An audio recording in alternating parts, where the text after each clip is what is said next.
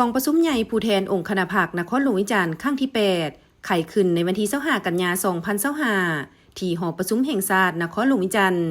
โดยการเป็นประธานของสหายอนุภาพตุนาลมคณะเลขาธิการศูนย์กลางภาคเลขาคณะบริหารงานภาคนครหลวงวิจารณ์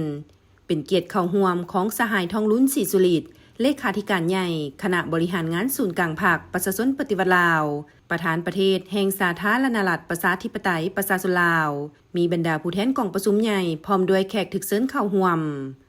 สหายอนุภาพตุนาลมได้กล่าวว่าในซุ้มปีผ่านมาทั่วภาคทั่วกองทัพและทั่วปวงชนบรรดาเผ่านครหลวงวิจารณ์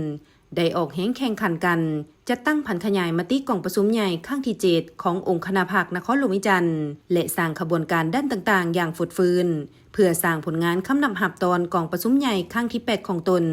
ผลสำเร็จที่ญาติมาได้นั้นแม้นมีความหมายความสำคัญซึ่งมันได้เฮ็ดให้นครหลวงวิจารณ์มีการเปลี่ยนแปลงและพัฒนาด้านต่างๆเด่นชัดขึ้นเป็นต้นนครหลวงวิจารณ์สามารถรักษาเสถียรภาพทางด้านการเมืองมีความสงบและมีความเป็นระเบียบเรียบร้อยด้านสังคมโดยพื้นฐานเศรษฐกิจวัฒนธรรมสังคมได้รับการพัฒนาอย่างต่อเนื่องการผลิตและชีวิตการเป็นอยู่ของประชาชนบรรดาเผ่าได้รับการสุขอยู่ส่งเสริมนับมือนับดีขึ้นพร้อมนี้ได้ดำเนินชีวิตการเมืองและปัวแปลงภายในภาคนับแต่ขั้นรากฐานฮอดขั้นนครหลวงได้ตำหนิส่งข่าวช่วยเหลือซึ่งกันและกันด้วยจิตใจสร้างสรรค์ความสามัคคีภายในภาคอย่างเป็นปึกแผ่นแน่นหนา